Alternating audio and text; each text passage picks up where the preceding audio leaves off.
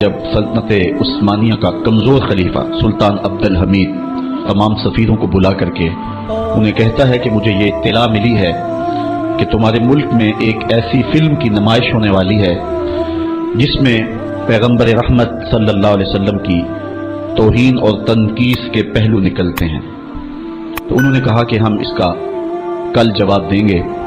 تو اگلے دن انہوں نے دربار میں حاضر ہو کر کے کہا کہ اس فلم کے لیے ٹکٹیں تقسیم ہو چکی ہیں اور اس کو روکنا ممکن نہیں ہے۔ تو سلطان عبد الحمید اپنے ہاتھ میں تلوار پکڑتا ہے اور پھر اپنی کرسی سے اٹھ کے کھڑا ہو جاتا ہے، کہتا ہے تم کر کے دیکھو، یہ تلوار پھر تمہارا فیصلہ کرے گی۔ اور پھر وہ فلم ریلیز نہیں ہو سکی تھی۔ یہ میں آپ کو اسلام کے طاقتور دور کی کہانی نہیں سنا رہا، سلطنت عثمانیہ کا کمزور ترین خلیفہ یہ سلطان عبد الحمید کی کہانی ہے۔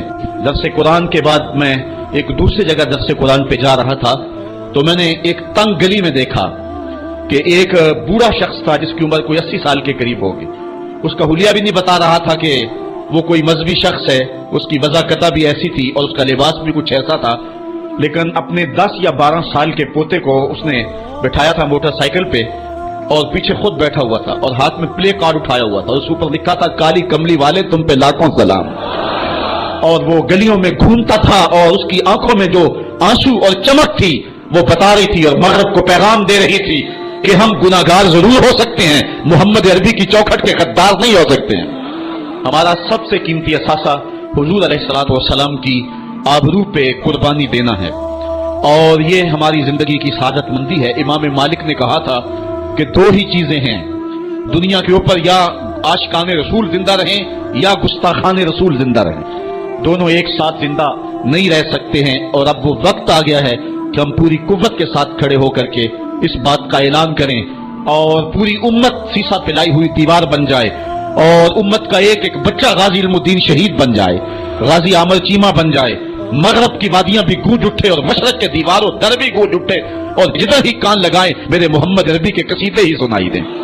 کائنات کا ایک ایک گوشہ حضور کے نام پہ قربان کرنے کا ہم عزم کریں اور پھر اس کی جو بھی قیمت ادا کرنی پڑے ہمارے لیے جو ہے وہ بالکل ادنا قیمت ہے۔ میرے امام نے کہا تھا آج بھی بریلی کی گلیوں سے صدا آتی ہے، کروں تیرے نام پہ جاں فدا، نہ ایک جاں دو جہاں فدا، دو جہاں سے بھی نہیں جی بھرا، کیا کروں کروڑوں جہاں نہیں۔ کہتے ہیں حضور میں آپ کے نام پہ جان وار دوں، پھر کہا ایک جان کیا میں سارا جہان وار دوں، اور پھر کہتے ہیں حضور دو جہان وار کر کے بھی دل نہیں بھرا ہے، آپ کی چوکھٹ اتنی اونچی ہے کروڑوں جہان بھی ہوتے تو آپ کے نام پہ نچھاور کر دیے جاتے۔ تو حضور علیہ السلام کی آبرو، حضور علیہ السلام کی عزت اور حضور کی ناموس کا پہرا یہ اہل ایمان کی زندگی ہے۔ مختلف چینلوں پہ بیٹھے ہوئے کمزور باتیں کرنے والے بھی آپ کو دکھائی دیں گے، کسی کی بات پہ کان نہ دھریں۔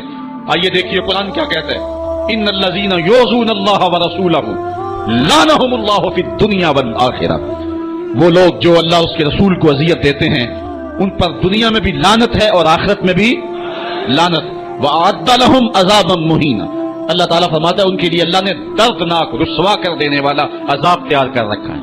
اور آگے چل کے اسی سورہ احزاب میں فرمایا ملعونین، وہ لوگ لعنتی ہیں، یہ قرآن ہے، ملعونین اللہ کہہ رہا ہے یہ بدبخت لوگ پھٹکارے ہوئے ہیں، اینما سوکفو اخذوا وقتلوا تقتیلا، جہاں بھی پکڑے جائیں ان کو گن گن کے قتل کر دو۔ ابن خطل نامی ایک بدبخت تھا جو حضور کی توہین کیا کرتا تھا۔ آقا کریم علیہ السلام جب مکے سے ہجرت کر کے مدینہ تشریف لائے، مدینے سے پھر دوبارہ مکے میں جب حضور جلوہ فراز ہوئے اور فتح مکہ کا روشن واقعہ ہمارے سامنے ہے، تاریخ آپ پڑھیں، اس وقت حضور علیہ السلام نے حکم دے دیا تھا کہ جو معافی مانگے اسے معاف کر دو، جو دروازے بند کر لے اسے معاف کر دو، جو امن مانگے اسے امان دے دو، جو ہتھیار پھینک دے اسے امن دے دو، جو معذرت کرے اس کی معذرت قبول کر دو۔ لیکن کچھ بدبخت گستاخان رسول کے بارے میں فرمایا یہ جہاں بھی ملے ان کے ٹکڑے کر دو۔ ان میں سے ایک بدبخت ابن خطل تھا، اس کی 2 لونڈیاں تھیں، یہ دونوں گا گا کے تنقیص کرتی تھی حضور کی اور یہ شعر لکھتا تھا۔ ابن خطل جب حضور علیہ السلام کے لشکر کو مکے میں آتا ہوا دیکھتا ہے تو اپنی جان بچانے کے لیے کعبے کے پردے کے اندر چھپ گیا۔ اہل ایمان جب طواف کر رہے تھے تو کعبے کے پردے کے اندر چھپی ہوئی کچھ چیز دیکھی، انہوں نے ٹٹولا دیکھا تو ابن خطل تھا، پناہ تو اس نے کعبۃ اللہ کی دیوار اور پردے کے درمیان لی لیکن حضور نے تو کہا تھا جو ابو سفیان کے گھر میں چلا جائے اسے بھی امن دے دو. حرم تو امن کا مرکز ہے ہی ہے، جو ابو سفیان کے گھر چلا جائے اسے بھی امن دے دو. اور یہ کعبہ کی دیوار کے ساتھ چمٹا ہوا تھا اور کعبے کے پردے کے اندر چھپا ہوا تھا.